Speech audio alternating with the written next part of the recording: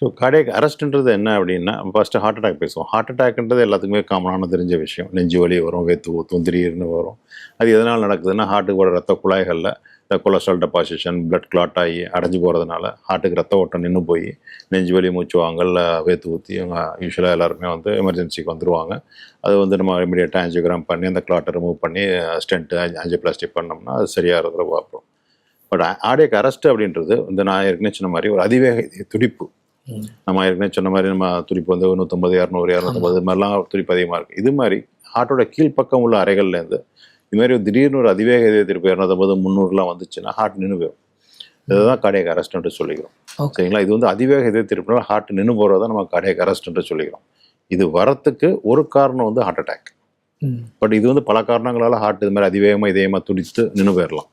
ஒன்று வந்து ஜெனட்டிக், பர்த்லேருந்தே சில எலக்ட்ரிக்கல் டிஃபெக்ட்ஸ் இருக்கலாம். அவங்க மரபணுக்களில் அவங்க ஃபேமிலியில் நிறைய பேர்த்துக்கு இருந்திருக்கலாம்.